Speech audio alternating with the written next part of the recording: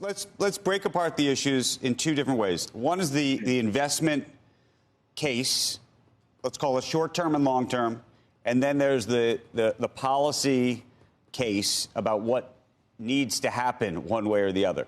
Let's first start with the investment piece of it, though. Short-term, your sense, let's call it even a month out or get to Christmas, where is WTI going to sit? We're definitely going higher, Andrew. Yeah, let's get that off the board. There's a lot of talk out there about people buying $100 call options on WTI. You know, that's a reasonable bet at this point when you're at 83, particularly as we're heading into the peak demand period, the Northern Hemisphere winter, and supplies just aren't sufficient. OPEC is holding back. The Saudis in particular are holding back and sticking it to everyone. But you're also hearing about people buying $200 calls that would come due at the end of 2022. That's an event risk type scenario. That's a lottery ticket. I wouldn't put much faith or have any kind of concern that those are being looked at. Those are sophisticated sort of hedging devices that are just there for folks covering all their bases. Not at all a probability that we'll ever get there. But again, right now there is a structural supply deficit. OPEC, Saudis are not meeting it. And our shale guys are doing the best they can, but they're behind the eight ball from what happened. Is there anything in terms of that short-term case you're making that could upset that argument? You know, not right now. For instance, you had Eunice Soon on a couple of moments ago talking about the disappointing Chinese GDP number. In normal times, that would have knocked the price of crude oil down $1.50, $2 at least. We're up $1.50 in the face of that data. So no, right now we're in a bull market where good news gets embraced by the bulls and bad news gets ignored.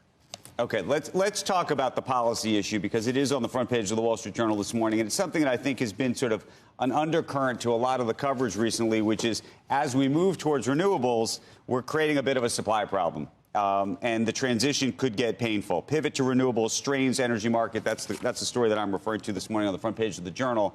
From a policy perspective, if we made you king for the day, what would you do? Is this the case where you either need to spend a lot more money and ramp up renewables a lot quicker? Can you physically?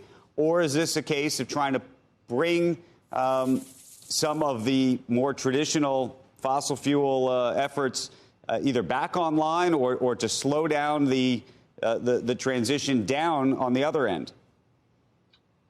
I think, unfortunately, in the short term, for these idealistic goals, we need to allow the traditional energy sources to continue to flourish in the short term. There's no way around it. We're going to wreck our economy. We're going to wreck the global economy. Now, some might say we're going to wreck the environment if we keep going the way we're going. I'm not suggesting that. But yes, we have to pay for the future in a big way and invest a lot more, Andrew. And maybe a carbon tax is an idea.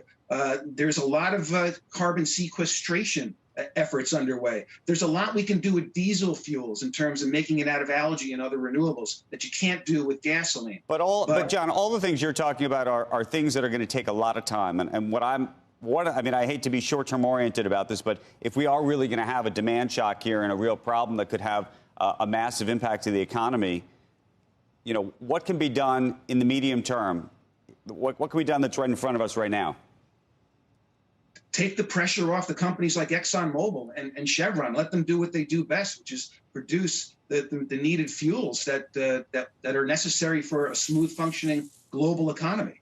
Right now, they're chilled. The CEO of Chevron, I don't know if he was joking or not, but he said he was returning capital to shareholders to let them go and plant trees. Right. You know, that's not what we need. And to the extent, you know, we're putting a boot on their throats, we're going to have this demand shock, this price shock. This country's built on a couple of tenets: cheap food and cheap fuel. And right now, what we're doing to the big oil companies in particular, who are the best at this, is harming them and harming the supply. John, and it's driving the price up.